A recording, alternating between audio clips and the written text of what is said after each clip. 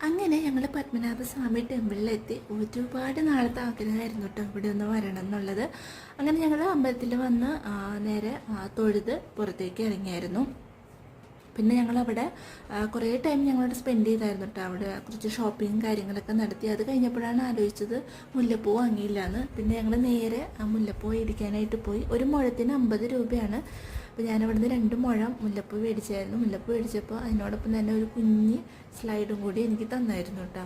എന്നിട്ട് പിന്നെ മുല്ലപ്പൂവൊക്കെ വെച്ച് കുറച്ച് സമയം അവിടെ സ്പെൻഡ് ചെയ്ത് അവിടെ നിന്ന് കുറേ ഫോട്ടോസൊക്കെ എടുത്തിട്ട് ഞങ്ങൾ നേരെ ഫുഡ് കഴിക്കാനാണ് പോയത്. ബ്രേക്ക്ഫാസ്റ്റ് കഴിക്കാനായിട്ടായിരുന്നു പോയത്. പെട്ടെന്ന് തന്നെ ആ വെയിലുണ്ടായിരുന്ന അന്തരീക്ഷം മാറി നല്ലൊരു മഴ പെയ്തായിരുന്നു.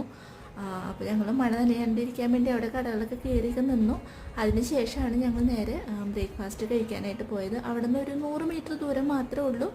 അപ്പോൾ ബാക്കി അടുത്ത പാട്ടിൽ കാണാം.